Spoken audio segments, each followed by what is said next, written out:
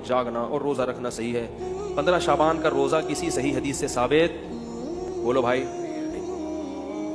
صرف جمہور کے نزدیک عبادت ہے 15 شعبان کی، اس کے علاوہ باقی کوئی بھی چیز.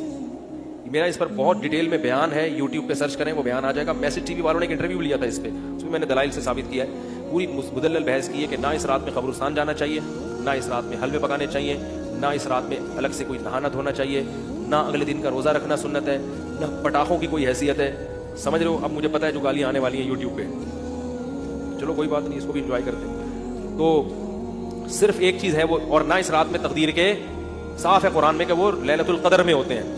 علامہ ابن تیمیہ رحمہ اللہ نے لکھا ہے کہ لیلۃ القدر کی اہمیت کو گھٹانے کے لیے بھی اس رات کو بہت زیادہ اہمیت دی گئی ہے. تو جتنی جس چیز کی اہمیت ہو اس کو اتنا ہی رکھنا چاہیے. تو صرف عبادت ہے، تو عبادت کی جمہور کے نزدیک کیا ہے وہ بھی اتفاقی نہیں ہے، یاد رکھو.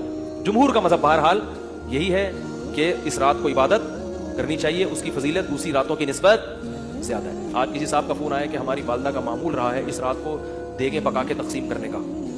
اب والدہ مرحومہ دنیا سے چلی گئی، اب ہم چاہتے ہیں. میں نے کہا نہیں پکائیں. کہہ رہے کیا دیگ پکانے میں، لوگوں کو غریبوں کو کھانے کھلانے میں کیا حرج ہے، اس میں کون سی پابندی ہے؟ میں نے کہا پھر آج کھلا دیں، کل کھلا دیں، کیا خیال ہے؟ لوگ یہ بھی کہتے ہیں کہ بھئی آپ صدقات و خیرات سے کیوں روک رہے ہو لوگوں کو؟ بھائی صدقات و خیرات، جیسے لوگ کہتے ہیں نا بکرے کے صدقے میں کیا خرابی ہے. پھر کوئی صاحب مجھ سے الجھ گئے کہ آپ کیوں کہتے ہو صدقے کا بکرا بدعت ہے؟ اگر کوئی بکرا کھلا رہے ہیں تو کیا خرابی ہے؟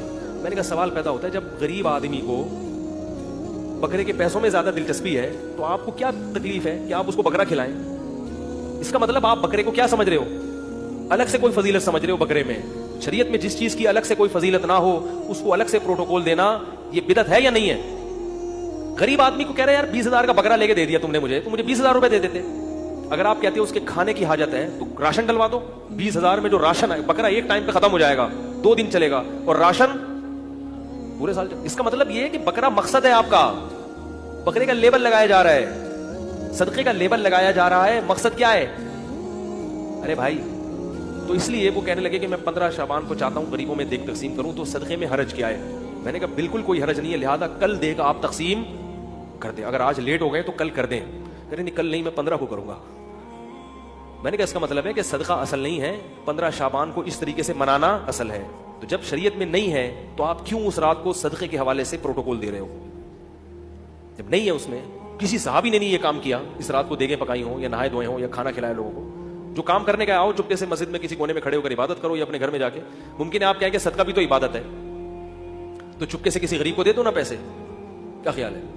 جتنے پیسے دیگ میں خرچ ہوں گے تو بھائی چپکے سے کسی غریب کو جا کے دے دو. تو تہواروں میں کھلایا پلایا جاتا ہے. میں نے کہا عید کے دن کھلائیں آپ لوگوں کو.